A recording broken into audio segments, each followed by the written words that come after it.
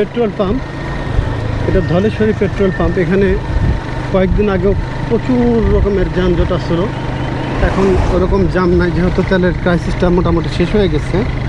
এখন শুধু গাড়ি ঢুকলেই পেট্রোল বা অকটেন নিতে পারতেছে। আসলে কী কারণে ক্রাইসিসটা হয়েছিল আমরা জানি না, এখন কিন্তু মোটামুটি সব কিছু স্বাভাবিক হয়ে গেছে। এটা আমাদের সেই পদ্মা পাম্প বলে। এই পাম্পে ভাই কয়েকদিন আগেও যে ভিড় ছিল, প্রচণ্ড ভিড় ছিল, এখন আর এই পাম্পে আর ভিড় নাই। একবার এই পাম্পগুলো একদম খালি। তেলের ক্রাইসিসটা অনেকটাই মোটামুটি শিথিল হয়ে গেছে, এখন আর তেলের ক্রাইসিস নাই। বেশ কিছুদিন আগে যুদ্ধের কারণে, যে ইরাকের যে যুদ্ধ, সেটার কারণে কিন্তু তেলের ক্রাইসিস দেখা দিচ্ছিল।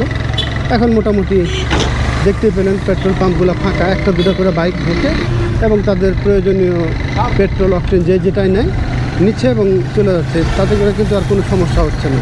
আর এটাই আমাদের মানিকগঞ্জ বাস স্ট্যান্ড, যেখানে ঘন্টার পর ঘন্টা দাঁড়িয়ে থাকা লাগছে। ঠিক এই জায়গাটায় ঘন্টার পর ঘন্টা দাঁড়িয়ে থাকতাম এক সময়, শুধুমাত্র 200 টাকার ফুয়েল নেওয়ার জন্যে, পেট্রোল নেওয়ার জন্য, অকটেন নেওয়ার জন্য। আর এখন কিন্তু দেখতে পাচ্ছেন এই ফুয়েল পাম্পটা একবারে ফাঁকা। ওই 2-1টা করে মোটরসাইকেল বা গাড়ি ঢোকে এবং তারা সুন্দর মতো তাদের প্রয়োজনীয় ফুয়েল নিতে পারতেছে। এটা গুড লাক ফুয়েল পাম্প। আর এখানে কিন্তু এক সময় ভাই প্রচুর প্রবলেম হইতো, যখন আমরা এসে দাঁড়াইতাম ঘন্টার পর ঘন্টা দাঁড়িয়ে থাকা লাগতো। আর এখন সেই সংকটটা কেটে গেছে বলা যায়।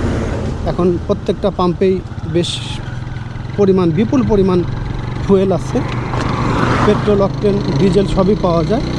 এখন যার যার প্রয়োজন মতো তারা নিতে পারতেছে এবং তাদের চাহিদা মতো তারা ব্যবহার করতেছে। আসলে ইরাকের যুদ্ধের কারণে এই ধরনের সমস্যাটা হয়েছিল। এখন যুদ্ধ কিছুটা শিথিল করছে, যার কারণে আমাদের এই পেট্রোল বা অকটেন সব কিছুই ঠিকমতো পাওয়া যাচ্ছে। যেখানে একটা পাম্প আছে রহমান সিএনজি পাম্প, এখানেও কিন্তু বেশ কিছুদিন আমরা একটু পরপরই আসতাম, এই পাম্প না সেই পাম্প, সেম পাম্প, বিভিন্ন পাম্পে ঘুরে পেট্রোল সংগ্রহ করতাম। এখন কিন্তু সেই সমস্যাটা নাই। আসলে আমাদের দেশটা সামনের দিকে সুন্দরভাবে আগায় যাক, আমরা কিন্তু সেটাই প্রত্যাশা করি সব সময়। সবাই ভালো থাকবেন, সুস্থ থাকবেন, চ্যানেলটাকে সাবস্ক্রাইব করুন। আল্লাহ হাফিজ।